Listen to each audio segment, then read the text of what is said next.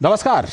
DD news पर इस सांकेतिक समाचार के विशेष बुलेटिन में आप सभी का बहुत बहुत स्वागत है। मैं हूं लालचंद्र सिंह और हमारे साथ मौजूद हैं हमारी सहयोगी मनीषा शर्मा। सबसे पहले शुरुआत कर लेते हैं हेडलाइंस के साथ। प्रधानमंत्री नरेंद्र मोदी के आवास पर हुई अहम बैठक। रक्षा मंत्री और विदेश मंत्री के साथ एनएसए, सीडीएस और तीनों सेना के प्रमुख हुए शामिल।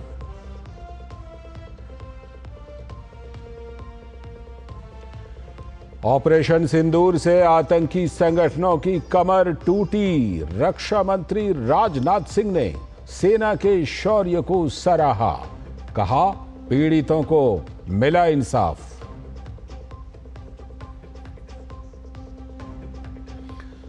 जम्मू कश्मीर, पंजाब और राजस्थान से सटे सीमावर्ती इलाकों में हालात सामान्य। सशस्त्र बल अब भी पूरी तरह से सतर्क। आतंकी नेटवर्क के खिलाफ जम्मू कश्मीर में बड़ी कार्रवाई। राज्य जांच एजेंसी एसआईए की दक्षिणी कश्मीर में कई जगहों पर छापेमारी।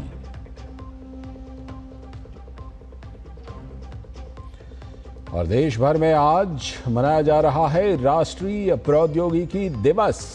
तो केंद्रीय मंत्री जितेंद्र सिंह ने कहा, पिछले 10 से 11 वर्षों में देश में विज्ञान और प्रौद्योगिकी के क्षेत्र में हुए हैं अभूतपूर्व काम।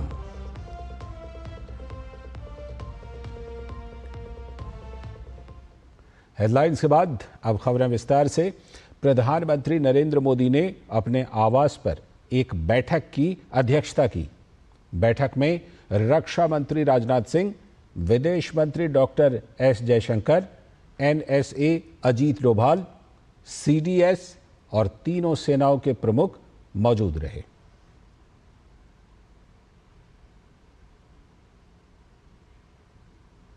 उधर लखनऊ में ब्रह्मोस एरोस्पेस इंटीग्रेशन एवं टेस्टिंग फैसिलिटी के उद्घाटन कार्यक्रम को संबोधित करते हुए रक्षा मंत्री राजनाथ सिंह ने कहा कि जिन भारत विरोधी और आतंकी संगठनों ने भारत माता के मस्तक पर हमला करके कई परिवारों के सिंदूर मिटाए थे, उन्हें भारतीय सेना ने ऑपरेशन सिंदूर के माध्यम से इंसाफ दिलाने का काम किया है। इसके लिए आज सारा देश भारतीय सेनाओं का अभिनंदन कर रहा है। ऑपरेशन सिंदूर सिर्फ एक सैन्य कार्रवाई भर नहीं है, बल्कि भारत की राजनीतिक, सामाजिक और सामरिक इच्छा शक्ति का प्रतीक है। भारतीय सेनाओं ने ऑपरेशन सिंदूर को पाकिस्तान में मौजूद आतंकी ढांचा ढहाने के उद्देश्य से लॉन्च किया था। हमने उनके आम नागरिकों को कभी निशाना नहीं बनाया था, मगर पाकिस्तान ने न केवल भारत के नागरिक इलाकों को निशाना बनाया, बल्कि मंदिर, गुरुद्वारा, गिरजाघर पर भी हमले करने का प्रयास किया। भारतीय सेना ने शौर्य और पराक्रम के साथ साथ संयम का भी परिचय देते हुए पाकिस्तान के अन्य ठिकानों पर भी प्रहार करके करारा जवाब दिया है। भारत में आतंकवादी घटनाएं करने और कराने का क्या अंजाम होता है, यह पूरे विश्व ने उरी की घटना के बाद देखा, जब हमारी सेना ने पाकिस्तान में घुसकर सर्जिकल स्ट्राइक की। पुलवामा के बाद देखा, जब बालाकोट पर एयर स्ट्राइक की गई।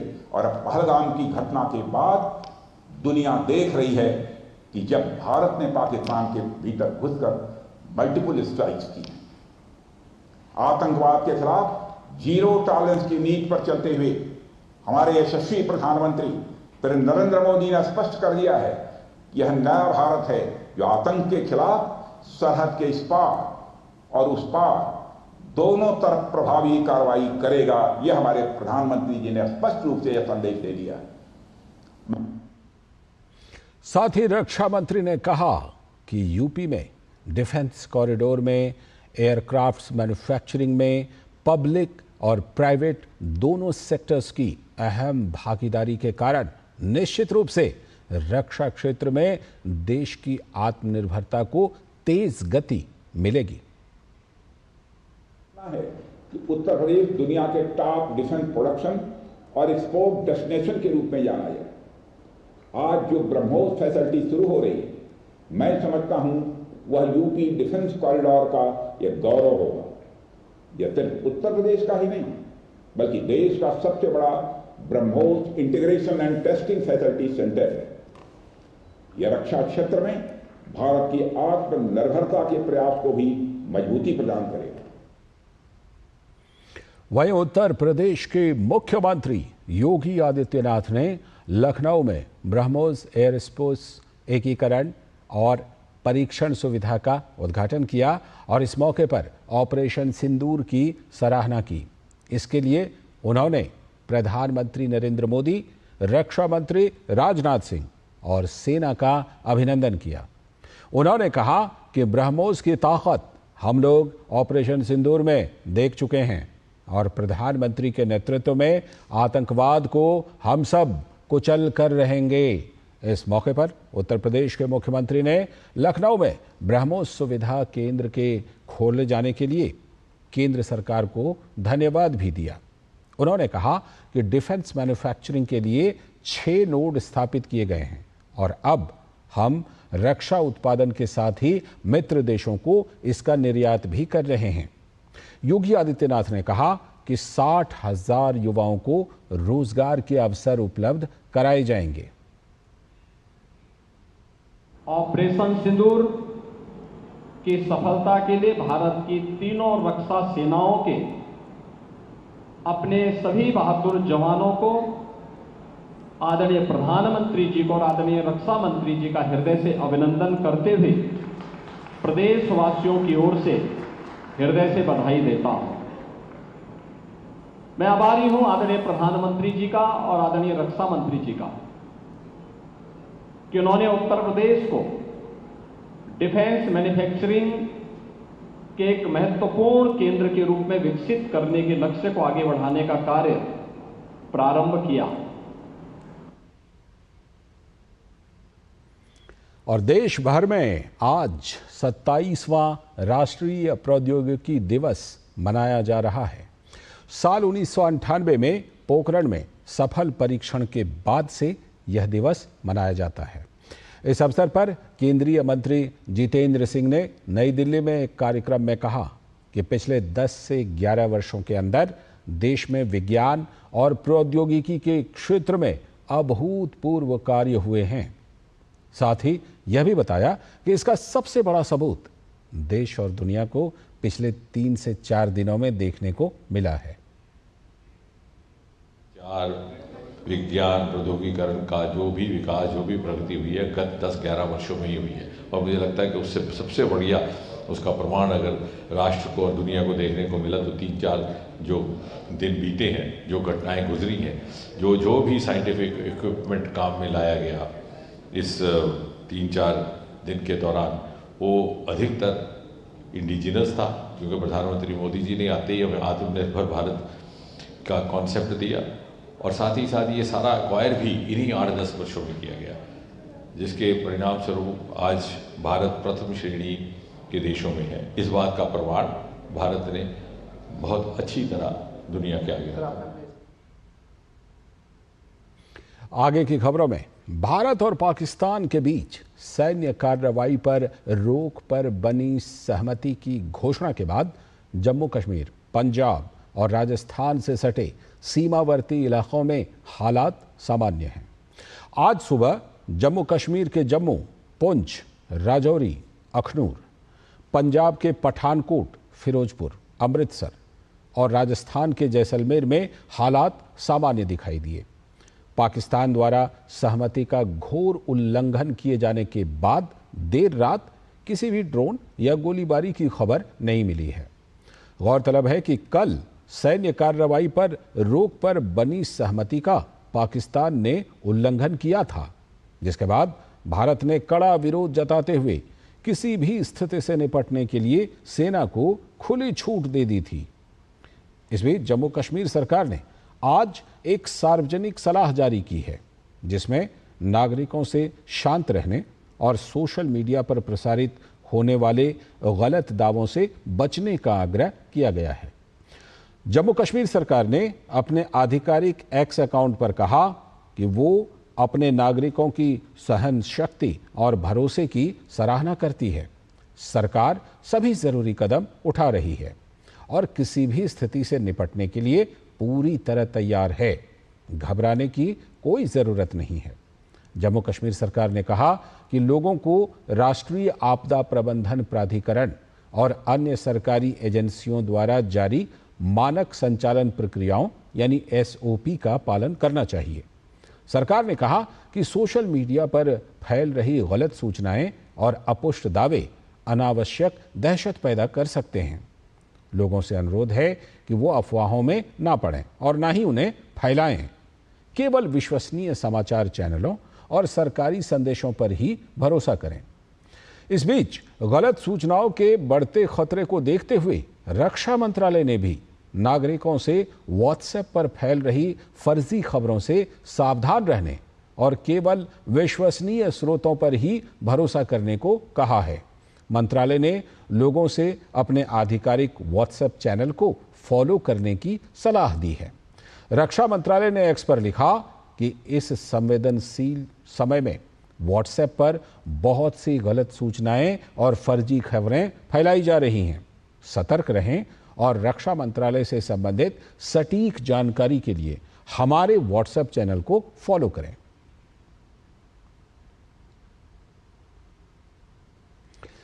जैसलमेर के SP सुधीर चौधरी ने बताया है कि हालात अब सामान्य हैं। सशस्त्र बल लेकिन अब भी पूरी तरह से सतर्क हैं। हमें कुछ जगहों पर गोला बारूद और संदिग्ध वस्तुएं मिल रही हैं, तो मैं लोगों से अपील करता हूं कि वे उनके करीब ना जाएं और इस बारे में पुलिस को सूचित करें। है बोले सामान है, परंतु सबसे महत्वपूर्ण बात यह है कि कुछ जगहों पर एम्युनिशन और संदिग्ध वस्तुएं मिल रही हैं। उसके संदर्भ में आमजन से अपील है, किसी भी सूरत में उनके नज़दीक ना जाएं, तुरंत पुलिस कंट्रोल रूम को सूचना दें। 4 लोग संदिग्ध लोगों को हमने पकड़ा है और उनकी हम JIC करा रहे हैं। उसके लेकर के हम लोग विशेष सतर्कता बरत रहे हैं और कोई भी व्यक्ति जो संदिग्ध व्यक्ति है जो अनावश्यक कॉल अक्रॉस द बॉर्डर कर रहा है वो हमारे रडार पे। पिछले 4 दिनों में कितने करीब ऐसे पकड़े जा चुके हैं? तो एक कम से कम आधा दर्जन लोग हमने पकड़े हैं और आने वाले समय में भी कोई अगर व्यक्ति इस तरह का काम करता है जो संदिग्ध गतिविधियां करता है उस पर हम लोग नजर बनाए। आगे बढ़ने से पहले अभी ले लेते हैं एक ब्रेक। स्वागत है ब्रेक के बाद। आप देख रहे हैं सांकेतिक समाचारों का विशेष बुलेटिन। पंजाब के अमृतसर जिले का गांव दाओके 3 तरफ से पाकिस्तान से घिरा हुआ है, जबकि सिर्फ एक संकरी सड़क ही इस गांव को बाकी देश से जोड़ती है। भारत पाकिस्तान के बीच DGMO स्तर पर सहमति बनने के बाद अंतर्राष्ट्रीय सरहद से लगते इस गांव का जायजा लिया है हमारे सहयोगी संवाददाता गुरमीत सिंह ने। हम एक ऐसे गांव में मौजूद हैं जो 3 तरफ से पाकिस्तान से घिरा हुआ है और सिर्फ एक सड़क है जो उसको पूरे भारत से जोड़ती है, पंजाब से जोड़ती है। यह है अमृतसर का गांव दाओके और यहां आपको मैं पहले तस्वीर दिखाना चाहूंगा कि किस किस साइड से यह गांव पाकिस्तान से घिरा हुआ है। सबसे पहली तस्वीर ये सामने घर देखिए, ये घर है रिहायशी इलाका इस गांव का और इसके बिल्कुल बैक साइड पे पाकिस्तान की सरहद लगती है। अब दूसरी तस्वीर आपको दिखाना चाहूंगा, उधर वहां कुछ लोग बैठे हैं पेड़ के नीचे। ये अक्सर यहां से अंतरराष्ट्रीय सरहद को देखते हैं जो कि बिल्कुल सामने है, मगर इसी सड़क पर यदि आप आगे सीधा चले जाएंगे तो यहां पर भी पाकिस्तान के साथ सरहद लगती है, इंटरनेशनल बॉर्डर है। यानी कि 2 जगह मैंने आपको दिखा दी।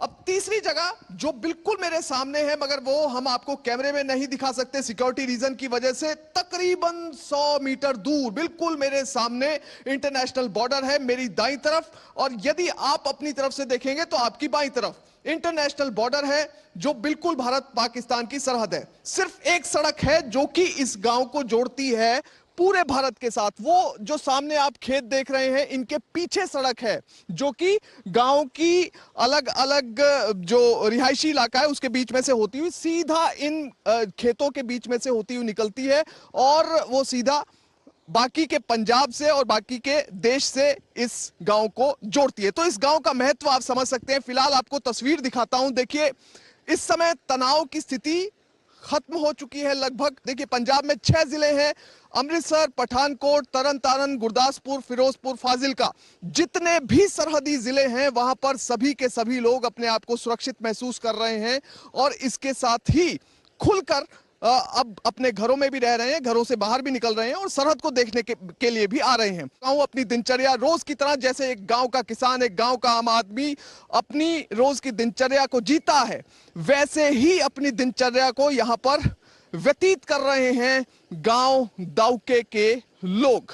कुल मिलाकर इस गांव का ज्योग्राफिकली एक बहुत बड़ा महत्व है पूरे देश के लिए, पूरे पंजाब के लिए। तो फिलहाल यहां पर स्थिति बहुत ही अच्छी है, शांतपूर्ण है और ये गांव में आने का सिर्फ और सिर्फ यहां से रिपोर्टिंग करने का मकसद हमारा यही है। कुल मिलाकर दिनचर्या सबकी अच्छे से चल रही है। अंतरराष्ट्रीय सरहद गांव दाउके से कैमरा पर्सन सुमित धीमान के साथ गुरमीत सिंह, डीडी न्यूज। तो तनाव कम हुआ है और भारत और पाकिस्तान के बीच सहमति के बाद जम्मू कश्मीर में पुंछ और रियासी में बाजार फिर से खुल गए हैं।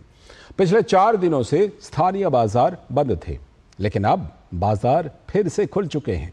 दुकानों पर सामान खरीदने के लिए लोग पहुंच रहे हैं। सड़कों पर भी अब पहले की तरह स्थिति सामान्य हो चुकी है।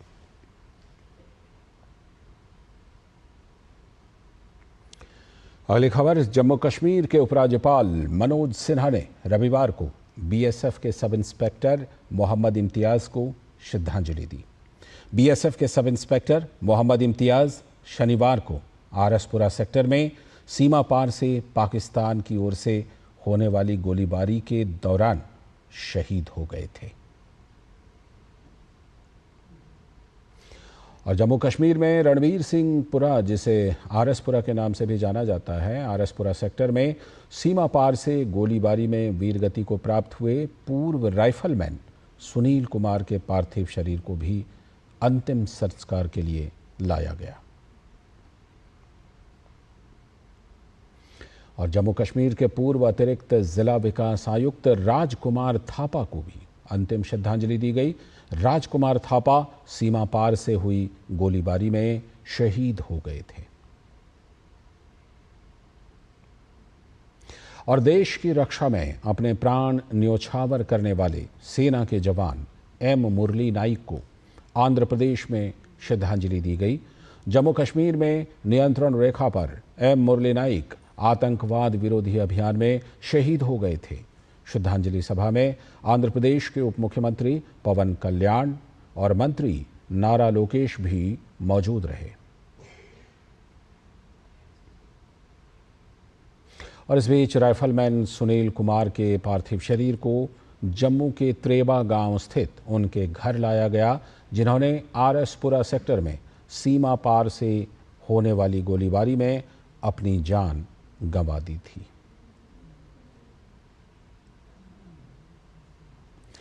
और पहलगाम आतंकी हमले में नेपाल के सुदीप न्यूपाने की भी मौत हो गई थी। तो नेपाल में भारतीय राजदूत नवीन श्रीवास्तव ने सुदीप न्यूपाने के परिवार से मुलाकात कर अपनी हार्दिक संवेदना व्यक्त की। नवीन श्रीवास्तव ने पीड़ित परिवार को पहलगाम आतंकवादी हमले के अपराधियों को न्याय के कटघरे में लाने के लिए भारत सरकार की दृढ़ प्रतिबद्धता का आश्वासन दिया।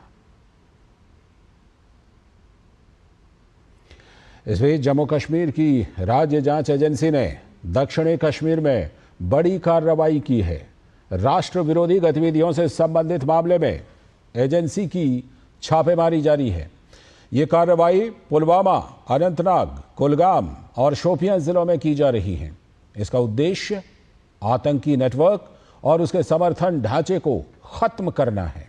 यह अभियान विश्वसनीय खुफिया सूचनाओं के आधार पर शुरू किया गया है।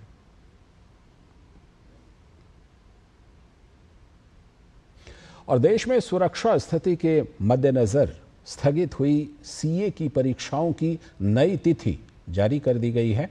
आईसीएआई ने स्थगित परीक्षाओं की नई तारीख का ऐलान कर दिया है।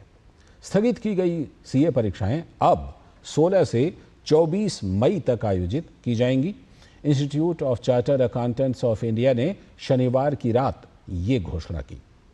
ICAI ने एक अधिसूचना में कहा, देश में सुरक्षा स्थिति के घटनाक्रम के मद्देनजर यह निर्णय लिया गया है कि CA फाइनल, इंटरमीडिएट और INTT-AT PQC परीक्षाएं अब 16 से 24 मई तक आयोजित की जाएंगी। ये परीक्षाएं पहले 9 मई से 14 मई तक के लिए निर्धारित की गई थीं। ICAI ने बताया कि परीक्षा के केंद्रों और समय में कोई बदलाव नहीं किया गया है। वहीं CA फाउंडेशन मई 2025 परीक्षा शेड्यूल के मुताबिक 15, 17, 19 और 21 मई को होंगी। कुछ बड़ी खबरें अंतर्राष्ट्रीय जगत से।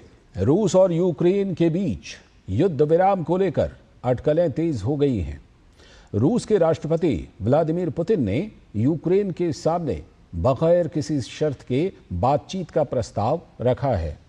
यूक्रेन के साथ होने वाली ये बातचीत इसी महीने की 15 तारीख को इस्तांबुल में होगी। पुतिन के इस ऐलान के बाद अब दोनों देशों के बीच युद्ध विराम की संभावना काफी बढ़ गई है। इससे पहले अमेरिका लंबे समय से रूस और यूक्रेन के बीच युद्ध विराम कराने के लिए प्रयास करता रहा है। तो वहीं इस मामले में यूक्रेनी राष्ट्रपति वोलोदिमीर ज़ेलेंस्की ने सोमवार से 30 दिन का बिना शर्त युद्ध विराम लागू करने की अपील की है, ताकि शांति वार्ता की राह खोली जा सके।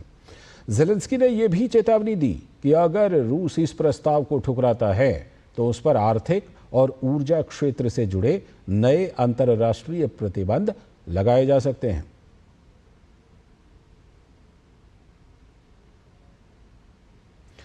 और इसके साथ सांकेतिक समाचारों के इस विशेष बुलेटिन में फिलहाल इतना ही। मुझे और हमारी सहयोगी मनीषा शर्मा को दीजिए अनुमति। नमस्कार।